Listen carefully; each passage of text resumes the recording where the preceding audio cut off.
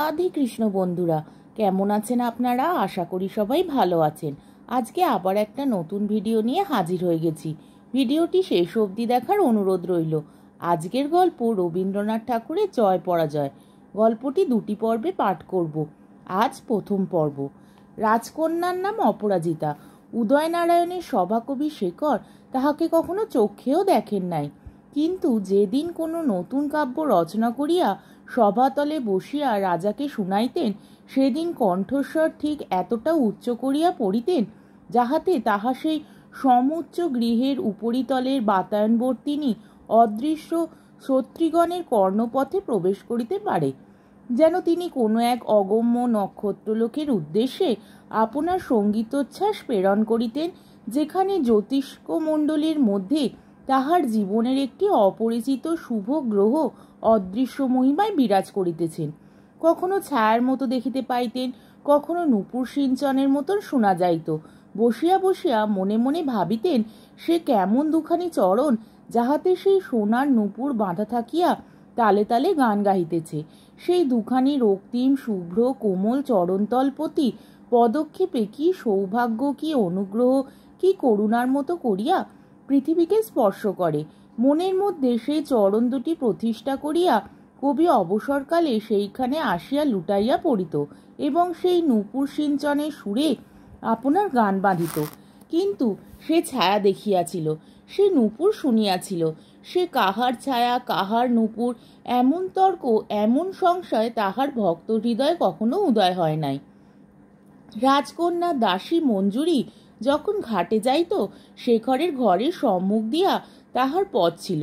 আসিতে যাইতে কবির সঙ্গে তাহার দুটা কথা না হইয়া যাইত না। তেমন নির্জন দেখিলে সে সকালে সন্ধ্যায় শেখরের ঘরের মধ্যে গিয়াও বসিত। যতবার সে ঘাটে যাইত ততবার যে তাহার আবশ্যক ছিল এমনও বোধ হইত না। যদি বা আবশ্যক ছিল এমন হয়, কিন্তু ঘাটে যাইবার সময় উহারই মধ্যে একটু বিশেষ যত্ন করিয়া একটা রঙিন কাপড়, একটা কানে দুইটা আম্র মুকুল পরিবার কোনো উচিত কারণ পাওয়া যাইত না। লোকে হাসাহাসি কানাকানি করিত, লোকের কোনো অপরাধ ছিল না। মঞ্জুরিকে দেখিলে শেখর বিশেষ আনন্দ লাভ করিতেন, তাহা গোপন করিতেও তাহার তেমন প্রয়াস ছিল না। তাহার নাম ছিল মঞ্জুরি। বিবেচনা করিয়া দেখিলে সাধারণ লোকের পক্ষে সেই নামই যথেষ্ট ছিল। কিন্তু শেখর আবার আরও একটু কবিত্ব করিয়া তাহাকে বসন্ত মঞ্জুরি বলিতেন। লোকে শুনিয়া বলিত, সর্বনাশ! আবার কবির বসন্ত বর্ণনার মধ্যে মঞ্জুর, বলজুর, মঞ্জুরি এমনতর অনুপ্রাসও মাঝে মাঝে পাওয়া যাইত। এমনকি জনরব রাজার কানেও উঠিয়াছিল। রাজা তাহার কবির এইরূপ রসাধিক্যের পরিচয় পাইয়া বড়ই আমোদ বোধ করিতেন, তাহা লইয়া কৌতুক করিতেন। শেখরও তাহাতে যোগ দিত। রাজা হাসিয়া প্রশ্ন করিতেন, ভ্রমর কি কেবল বসন্তের রাজসভায় গান গায়? কবি উত্তর দিতেন, না, পুষ্পমঞ্জুরির মধুও খাইয়া থাকে। এমনি করিয়াই সকলেই হাসিত, আমোদ করিত। বোধ করি অন্তঃপুরে রাজকন্যা অপরাজিতাও মঞ্জুরিকে লইয়া মাঝে মাঝে উপহাস করিয়া থাকিবেন। মঞ্জুরি তাহাতে অসন্তুষ্ট হইত না। এমনি করিয়া সত্যে মিথ্যায় মিশাইয়া মানুষের জীবন একরকম করিয়া কাটিয়া যায়। খানিকটা বিধাতা গড়েন, খানিকটা আপনি গড়ে, খানিকটা পাঁচজনে গড়িয়া দেয়। জীবনটা একটা পাঁচমিশালি রকমের জোড়া তারা, প্রকৃত এবং অপ্রকৃত, কাল্পনিক এবং বাস্তবিক। কেবল কবি যে গানগুলি গাইতেন তাহাই সত্য এবং সম্পূর্ণ।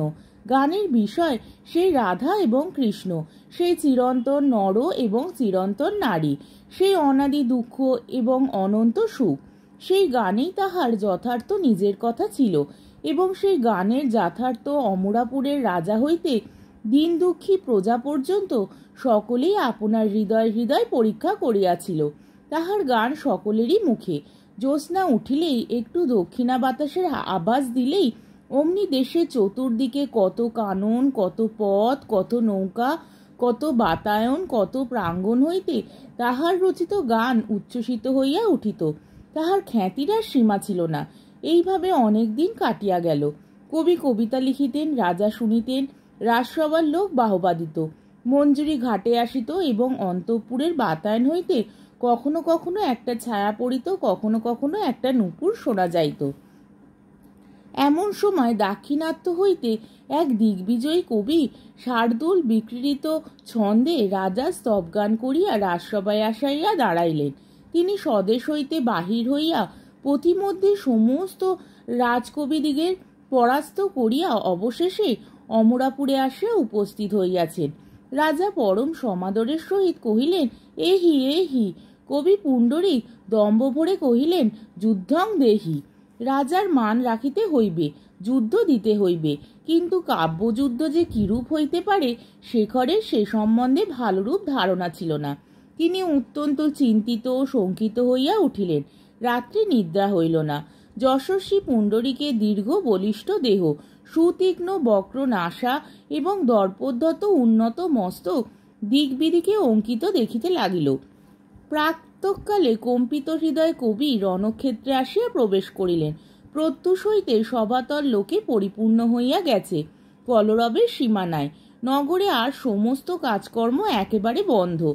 কবিশেখর বহু কষ্টে মুখে সহাস্য প্রফুল্লতার আয়োজন করিয়া প্রতিদ্বন্দ্বী কবি পুণ্ডরীককে নমস্কার করিল। পুণ্ডরীক প্রচণ্ড অবহেলা ভরে নিতান্ত ইঙ্গিত মাত্রে নমস্কার ফিরাইয়া দিলেন এবং নিজের অনুবর্তী ভক্তবৃন্দের দিকে চাহিয়া হাসিলেন। শেখর একবার অন্তঃপুরের বাতায়নের দিকে কটাক্ষ নিক্ষেপ করিলেন। বুঝিতে পারিলেন সেখান হইতে আর শত শত কৌতূহলপূর্ণ কৃষ্ণ তারকার ব্যগ্র দৃষ্টি এই জনতার উপরে অজস্র নিপতিত হইতেছে। একবার একাগ্রভাবে চিত্তকে সেই ঊর্ধ্বলোকে উৎক্ষিপ্ত করিয়া আপনার জয়লক্ষ্মীকে বন্দনা করিয়া আসিলেন। মনে মনে কহিলেন, আমার যদি আর জয় হয় তবে হে দেবী, হে অপরাজিতা, তাহাতে তোমারই নামের সার্থকতা হইবে। তুড়ি ভেড়ি বাজিয়া উঠিল। জয়ধ্বনি করিয়া সমাগত সকলে উঠিয়া দাঁড়াইল। শুক্লবসন রাজা উদয়নারায়ণ শরৎ প্রভাতের শুভ্র মেঘরাশির ন্যায় ধীরগমনে সভায় প্রবেশ করিলেন এবং সিংহাসনে উঠিয়া বসিলেন। পুণ্ডরীক উঠিয়া সিংহাসনের সম্মুখে আসিয়া দাঁড়াইলেন। বৃহৎ সভা স্তব্ধ হইয়া গেল। বক্ষ বিস্ফারিত করিয়া গ্রীবা ঈষৎ ঊর্ধ্বে হেলাইয়া বিরাট মূর্তি পুণ্ডরীক গম্ভীরস্বরে উদয়নারায়ণের স্তব পাঠ করিতে আরম্ভ করিলেন। কণ্ঠস্বর ঘরে ধরে না। বৃহৎ সভাগৃহের চারিদিকের ভিত্তিতে, স্তম্ভে, ছাদে সমুদ্রের তরঙ্গের মতো গম্ভীর মন্ত্রে আঘাত প্রতিঘাত করিতে লাগিল এবং কেবল সেই ধ্বনির বেগে সমস্ত জনমণ্ডলীর বক্ষ কভার থরথর করিয়া স্পন্দিত হইয়া উঠিল। কত কৌশল, কত কারুকার্য, উদয়নারায়ণ নামের কতরূপ ব্যাখ্যা, রাজার নামাক্ষরের কত দিক হইতে কত প্রকার বিন্যাস, কত ছন্দ, কত যমক। পুণ্ডরীক যখন শেষ করিয়া বসিলেন, কিছুক্ষণের জন্য নিস্তব্ধ সভাগৃহ তাহার কণ্ঠের প্রতিধ্বনি ও সহস্র হৃদয়ের নির্বাক বিস্ময় রাশিতে গম গম করিতে লাগিল। বহু দূরদেশ হইতে আগত পণ্ডিতগণ দক্ষিণ হস্ত তুলিয়া উচ্ছ্বসিত স্বরে সাধু সাধু করিয়া উঠিলেন। তখন সিংহাসন হইতে রাজা একবার শেখরের মুখের দিকে চাহিলেন। শেখরও ভক্তি, প্রণয়, অভিমান এবং এক প্রকার সকরুণ সংকোচপূর্ণ দৃষ্টি রাজার দিকে প্রেরণ করিল এবং ধীরে ধীরে উঠিয়া দাঁড়াইল। রাম যখন লোক রঞ্জনার্থে দ্বিতীয়বার অগ্নি পরীক্ষা করিতে চাহিয়াছিলেন, তখন সীতা যেন এইরূপভাবে চাহিয়া এমনই করিয়া তাহার স্বামীর সিংহাসনের সম্মুখে দাঁড়াইয়াছিলেন। কবির দৃষ্টি নীরবে রাজাকে জানাইল, আমি তোমারই। তুমি যদি বিশ্ব সমক্ষে আমাকে দাঁড় করাইয়া পরীক্ষা করিতে চাও তো করো। কিন্তু তাহার পরে নয়ন নত করিলেন। পুণ্ডরীক সিংহের মতো দাঁড়াইয়া ছিল। শেখর চারিদিকে ব্যাদবেষ্টিত হরিণের মতো দাঁড়াইল। তরুণ যুবক, রমণীর ন্যায় লজ্জা এবং স্নেহকোমল মুখ, পাণ্ডুবর্ণ কোপল শরীরাংশ নিতান্ত স্বল্প। দেখিলে মনে হয় ভাবের স্পর্শমাত্রেই সমস্ত দেহ যেন বিনা তারের মতো কাঁপিয়া বাজিয়া উঠিবে। শেখর মুখ না তুলিয়া প্রথমে অতি মৃদুস্বরে আরম্ভ করিলেন। প্রথম একটা শ্লোক বোধহয় কেহ ভালো করিয়া শুনিতে পাইল না। তাহার পরে ক্রমে ক্রমে মুখ তুলিলেন। যেখানে দৃষ্টি নিক্ষেপ করিলেন সেখান হইতে যেন সমস্ত জনতা এবং রাজসভার পাষাণ প্রাচীর বিগলিত হইয়া বহু দূরবর্তী অতীতের মধ্যে বিলুপ্ত হইয়া গেল। সুমিষ্ট পরিষ্কার কণ্ঠস্বর কাঁপিতে কাঁপিতে উজ্জ্বল অগ্নিশিখার ন্যায় ঊর্ধ্বে উঠিতে লাগিল। প্রথমে রাজার চন্দ্রবংশীয় আদিপুরুষের কথা আরম্ভ করিলেন। ক্রমে ক্রমে কত যুদ্ধবিগ্রহ, শৌর্যবীর্য, যজ্ঞদান, কত মহান অনুষ্ঠানের মধ্যে দিয়া তাহার রাজকাহিনীকে বর্তমানকালের মধ্যে উপনীত করিলেন। অবশেষে সেই দূরস্মৃতিবদ্ধ দৃষ্টিকে ফিরাইয়া আনিয়া রাজার মুখের ওপর স্থাপিত করিলেন এবং রাজ্যের সমস্ত প্রজার হৃদয়ের একটা বৃহৎ অব্যক্ত প্রীতিকে ভাষার ছন্দে মূর্তিমান করিয়া সবার মাঝখানে দাঁড় করাইয়া দিলেন, যেন দূর দূরান্তর হইতে শত সহস্র প্রজার হৃদয়স্রোত ছুটিয়া আসিয়া রাজ পিতামহদিগের এই অতি পুরাতন প্রাসাদকে মহাসঙ্গীতে পরিপূর্ণ করিয়া তুলিল। ইহার প্রত্যেক ইষ্টককে যেন তাহারা স্পর্শ করিল, আলিঙ্গন করিল, চুম্বন করিল, ঊর্ধ্বে অন্তঃপুরের বাতায়ন সম্মুখে উত্থিত হইয়া রাজলক্ষ্মী স্বরূপা প্রাসাদ লক্ষ্মীদের চরণতলে স্নেহার্ধ ভক্তিভরে লুণ্ঠিত হইয়া পড়িল এবং সেখান হইতে ফিরিয়া আসিয়া রাজাকে এবং রাজার সিংহাসনকে মহামহোল্লাসে শত শতবার প্রদক্ষিণ করিতে লাগিল।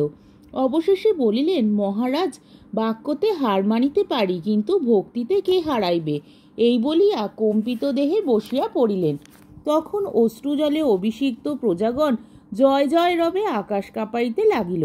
সাধারণ জনমণ্ডলীর এই উন্মত্ততাকে ধিক্কারপূর্ণ হাস্যের দ্বারা অবজ্ঞা করিয়া পুণ্ডরীক আবার উঠিয়া দাঁড়াইলেন। দীপ্ত গর্জনে জিজ্ঞাসা করিলেন, কাব্যের চেয়ে শ্রেষ্ঠ কে? সকলে এক মুহূর্তে স্তব্ধ হইয়া গেল। তখন তিনি নানা ছন্দে অদ্ভুত পাণ্ডিত্য প্রকাশ করিয়া বেদ, বেদান্ত, আগম, নিগম হইতে প্রমাণ করিতে লাগিলেন, বিশ্বের মধ্যে বাক্যই সর্বশ্রেষ্ঠ, বাক্যই সত্য, বাক্যই ব্রহ্ম, ব্রহ্মা বিষ্ণু মহেশ্বর বাক্যের বশ, অতএব বাক্য তাহাদের অপেক্ষা বড়। ব্রহ্মা চারিমুখে বাক্যকে শেষ করিতে পারিতেছেন না, পঞ্চানন পাঁচ মুখে বাক্যের অন্ত না পাইয়া অবশেষে নীরবে ধ্যানপরায়ণ হইয়া বাক্য খুঁজিতেছেন। এমনই করিয়া পাণ্ডিত্যের ওপর পাণ্ডিত্য এবং শাস্ত্রের ওপর শাস্ত্র চাপাইয়া বাক্যের জন্য একটা অব্রবেদী সিংহাসন নির্মাণ করিয়া বাক্যকে মর্তলোক এবং সুরলোকের মস্তকের উপর বসাইয়া দিলেন এবং পুনর্বার বজ্রনিনাদে জিজ্ঞাসা করিলেন, বাক্যের অপেক্ষা শ্রেষ্ঠকে? দর্পভরে চতুর্দিকে নিরীক্ষণ করিলেন। যখন কেহ কোনো উত্তর দিল না, তখন ধীরে ধীরে আসন গ্রহণ করিলেন। পণ্ডিতগণ সাধু সাধু, ধন্য ধন্য করিতে লাগিল। রাজা বিস্মিত হইয়া রহিলেন এবং কবিশেখর এই বিপুল পাণ্ডিত্যের নিকটে আপনাকে ক্ষুদ্র মনে করিলেন। আজিকার মতো সভা ভঙ্গ হইল। আজকের পর্বটি এখানেই শেষ হলো। আমার ভিডিওটি যদি আপনাদের ভালো লেগে থাকে তাহলে আমাকে কমেন্টের মাধ্যমে আপনাদের মতামত অবশ্যই জানাবেন এবং আমার ভিডিওটিকে লাইক ও শেয়ার করার ও আমার চ্যানেলটিকে সাবস্ক্রাইব করারও অনুরোধ রইল। তাহলে আজকের ভিডিওটা এই অবধি। পরের দিন আবার এই গল্পেরই দ্বিতীয় পর্ব বা শেষ পর্ব নিয়ে হাজির হয়ে যাব। ততক্ষণ পর্যন্ত আপনারা সবাই ভালো থাকবেন, সুস্থ থাকবেন, সাবধানে থাকবেন এবং আমার ভিডিওটি দেখতে থাকবেন। তাহলে আজকে আসি। রাধে কৃষ্ণ।